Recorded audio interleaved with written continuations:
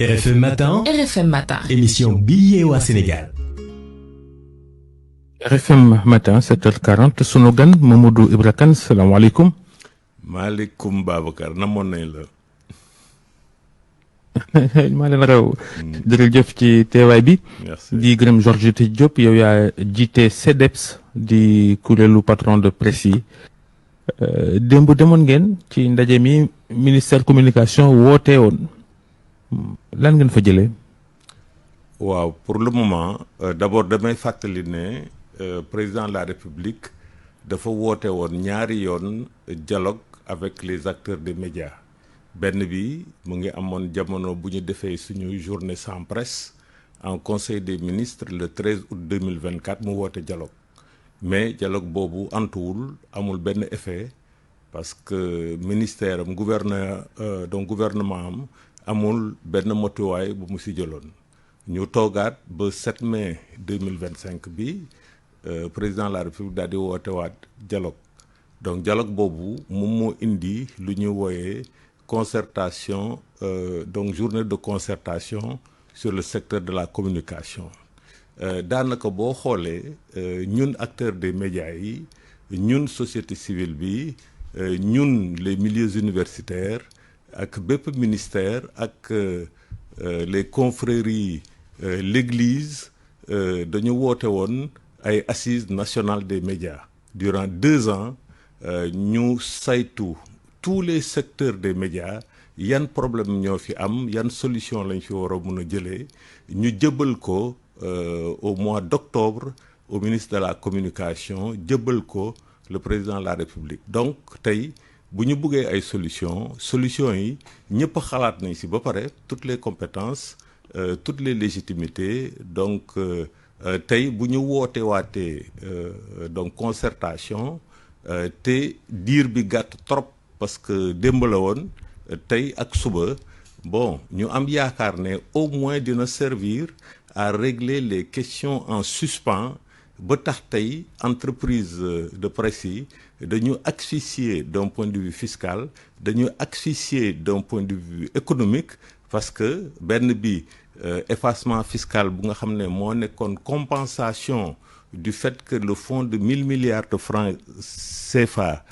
yu nga xam ne moom la ñu jëglaloon les entreprises en difficulté secteur presse amu si woon dara ñu amoon nag dette fiscale au 31 décembre 2023 de 10,5 milliards bu nga xam ne ça ne représentait même pas 1% du montant du fonds Covid de 1000 milliards de francs CFA. li mu bëggoon laaj kay mooy. est-ce que nekku leen di perte temps di demaat ci geneen ndaje. non xam nga ñun ay kilifa lañu. vraiment ñun ay républicains lañu. ñun bu ñu autorités yi woowee dañuy marquer toujours suñu disponibilité bien que am nañu suspicion bu rëy ne gouvernement bi est-ce que am na volonté dëggantaan pour dimbali la presse privée au contraire sax dañuy ne gouvernement bi bu mu toogee ba léegi actes yu mu jël yëpp dafa bëgg a fagaagal la presse privée moo tax ñu génne woon démb dans tous les supports benn édito ñu ne ñuy laaj ndegem concertation yi dina antu wala déet mais ñun dinañ dem def suñu plaidoyer parce que tey secteur bu mel ni presse bu nga xam ne secteur stratégique et névralgique moo nekk en danger dégg ngeen ne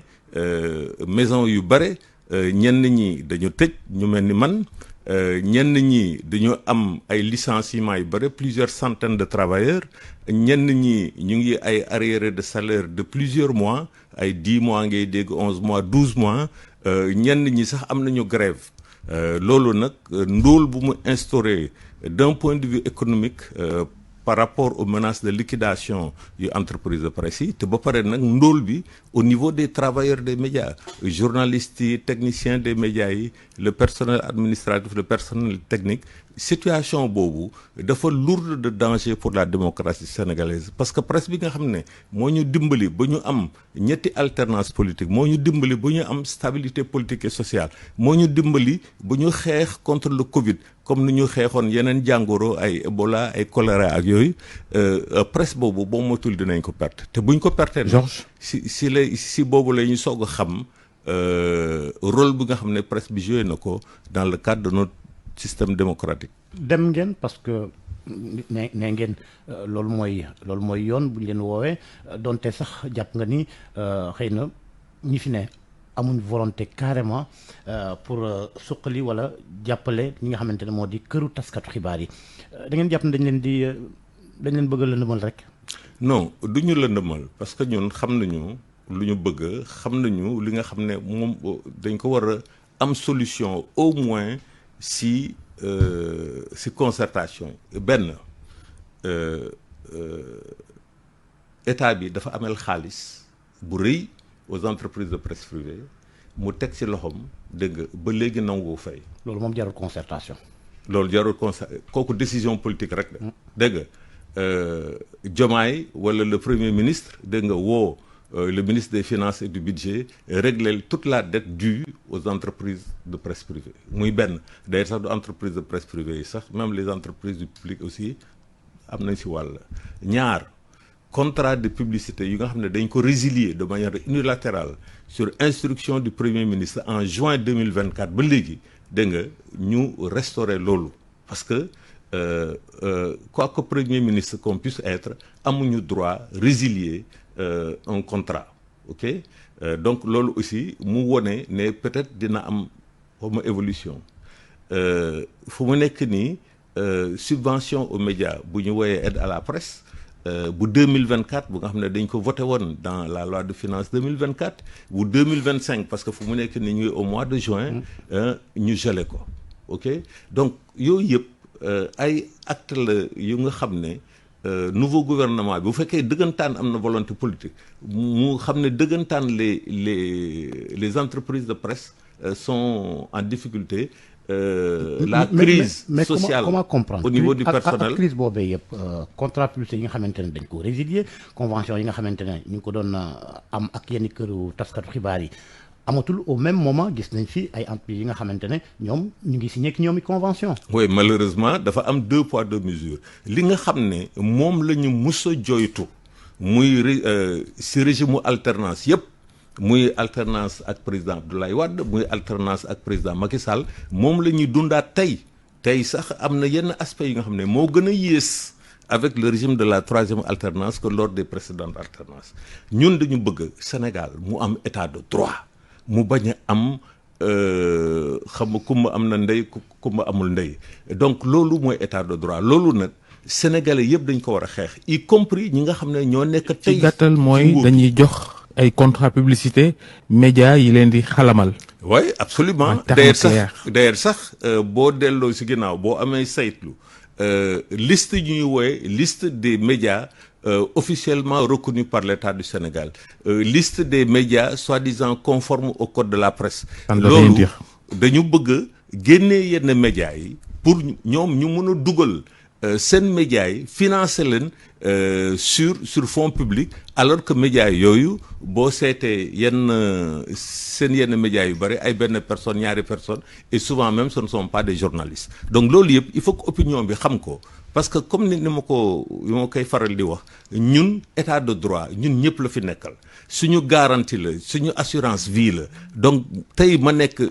ci gouvernement bi ëllëg ma nekk dans l'opposition ma nekk citoyen sénégalais ma nekk parti politique ma nekk syndicat ma nekk confrérie ma nekk église ma nekk dans le milieu universitaire ñun ñëpp dañu war a xeex état de droit boobu moom moo ñuy garantir ñu am ñu protéger les libertés publiques parce que tey ñu ngi wax ci mbirum liberté de presse ñu ngi wax ci mbirum liberté d'expression yooyu nag ce sont les fondements de la démocratie donc nañu xeex yooyu. Djibril Kane dama bëgg ñu taxaw tuuti. bon jël nañ xaalisu nguur gi xaalis bi Sénégal moom jox ko yeeyaay nee ñu ay victimes régime Macky Sall ay indemnisé loo xam ni tegul fenn jël xaalis di jox média yi leen di xalamal démb dégg naa booy bi nekk directeur de la communication nu mu tudd Cheikh Georges muy wax ni média yi waru ñoo soutenir wala def nekk prolongement combat politique te ñoom am nañu seen média ñi ngi leen di gis fii bés bu yàlla sàkk am na ci média bu ñu reconnaître boo xam ni moo doon wootee gatsa woote mortal combat di wax nit ñi kaay leen dem fii ñu xeex point bi moo baax bële baaxul et cetera mais léegi bi nga déggee loolu démb xam nga wax ji yëpp républicain ngeen naisal d'accord mais boo déggee loolu yëpp mais ñun mais réew mi fan la jëm. non réew bi fu mu jëm xam nga ñun ay journalistes la ñu ay taskatu xibaar la ñu ay techniciens des médias la ñun suñu yoon mooy ñu wone sénégalais yi ak ñi nga xam ne ñoo dëkk fii Sénégal ak ñu nekk bitim réew lu xaw Sénégal tigi pour ñun journalistes yi techniciens yi ñu def suñuy investigation wone bépp jàdd yoon bu nga xam ne nouveau régime de la troisième alternance politique def na ko loolu mooy combat républicain mooy combat démocratique yàgg nañ ko fi dénoncer jamono président Abdoulaye Wade jamono président Macky Sall tey aussi ñu continuer di dénoncer ça ne veut pas dire que nous sommes des adversaires politiques comme suñu régime yépp indépendance ba léegi di considérer la presse comme un adversaire politique presse du adversaire politique vision politicienne boobu des médias parce que rôle lu média ci société weesu na simplement le débat politique bi benn aspect rek la mais malheureusement suñu gouvernants yi lu ko dalee ci président Léopold Sédar Senghor ba tey président Bassirou Diomaye Diakhar Faye ñoom vision étroite boobu la ñu am moo tax ñoom ñuy fexe bi ma nekkee opposition yow yaa doon soutenir l'ancien régime yow yaa ma doon contre donc man tamit tey bu ma ñëwee au pouvoir man tamit dinaa la xeex loolu vraiment c'est une courte vue sous-développement intellectuel sax laa koy woy parce que rôle presse weesu na l'individu weesu na l'intérêt privé c'est pour prendre en compte l'intérêt général l'intérêt du Sénégal te boo xoolee tey stabilité politique et sociale bu ñu am ñetti alternance ñu am mais xooloo dans la sous-région amatuñu une presse républicaine Côte d'Ivoire bi nga xam ne moo ñu ëpp doole téeméeri yoon moo ñu ëpp alal mais amatul jàmm la paix amatul la stabilité politique la Guinée Conakry bu nga xam ne également am na ay richesses yu incroyables et cetera mais amuñu une presse républicaine bu leen di permettre ñu am une stabilité politique et sociale bu leen di permettre ñuy contribuer au développement économique et social donc presse dafa am solo donc waruñu rek parce que dama nekk ci pouvoir bi man ma jël ay médias yi nga xam ne dama leen di jàppale ñenn ñi ma leen di xeex et malheureusement nag suñu régime bi nekk fii tey loolu la ñu won comme nu ñu ko wane woon Abdoulaye Wade comme nu ñu ko wane woon ci président Macky Sall loolu nag dafa war a dañ ñun ñii nag médias yi ñun ñii citoyens yi ñun ñii partis politiques yi ñun ñii société civile loolu la ñu war a xeex pour que l'état de droit nekk un mécanisme bu nga xam ne bépp régime bu ñëw bu bees dafay obligé respecter l'état de droit parce que bu dul loolu bu ñu amul état de droit il faut considérer que ñun ñi ñëpp nous sommes en danger. Alors c'est bien beau les discours mais est-ce que nguur gi fulaal na leen si je pose la question moo di yu bëri mu ngi fii xew assise de la justice njiitu réew mee ko jiite concertation politique yi weesu njiitu réew mee ko jiite assise du secteur de la des transports bi mu fi xewee ay jamono c'est le ministre lui-même qui avait dirigé les travaux waaye assise yu démb yi gisuñu fa sax ministre. waaw bon xam nga ñun. baax na rek. way baax na rek c'est-à-dire que xamuñu sax fu ñu jëm mais comme que ministère de la communication moo woote comme que ministère de la communication mooy suñu tutelle ok ñun dañuy uyu ok maintenant naka lañ koy organiser ban niveau de représentation gouvernementale lay am wala du pouvoir exécutif de manière générale loolu dafay wone faay daal bu nga xam ne gouvernement bi régime bi jox na ko au secteur. déggul français mais na ñëw rek. waaw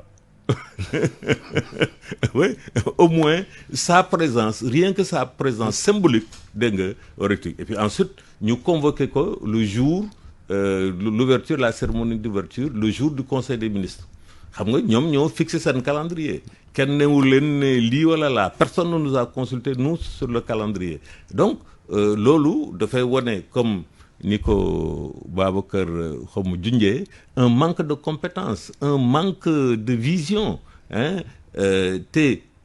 comme ni ma koy faral di wax tant que suñu gouvernants yi du ñu gis la presse comme un secteur stratégique et névralgique comme l'agriculture tey aujourd'hui nous importons tout ce que nous mangeons donc le secteur agricole c'est une priorité des priorités la même chose dans le cadre de l'élevage aujourd'hui aussi suñu stabilité politique bi nga xam ne jàlloore bi nga xam ne médias sénégalais yi def nañ ko hein moo tax ñu war a xam ne secteur bi kat waruñu ko bàyyi ci moom rek dégg nga waruñu am une vision fiscaliste de l'économie ne non l'impôt dañ ko war a fay déedéet ñun marchandise bu ñuy jaay du caaf du boîte d'allumettes dégg nga marchandise bu ñuy jaay moom mooy créer un socle pour que réew mi mun a am jàmm réew mi mun a développer wu d'un point de vue économique et d'un point de vue social. am na lu yéenekaay bi di enquête siiwal tey ne TNT Sénégal benn société Mali lañ ko jox ci ñoo xam ne dañoo woowee seen bopp nationaliste fii naan mbiru réew mi et cetera mais loolu moom doy na waar li. loolu doy na waar loolu mun nañ ko sax qualifier de crime économique xam nga il faut que ñu dellu ci ginnaaw ñun Sénégal ñun rek ñoom ñoo mus a am société nationale bu nga xam ne moo réaliser la TNT dans son pays réew ñu wër yëpp ak réew ba Afrique du Sud ñoom du société nationale moo réaliser la TNT ñun ñu am une expertise nationale des Sénégalais ñu mel ni yow ñu mel ni mal ñu xalaat ba réaliser la plateforme de la TNT plateforme de la TNT ñu joxoon yenn avantages yi à la société qui a réalisé cela muy Excaf Télécom bu Benbass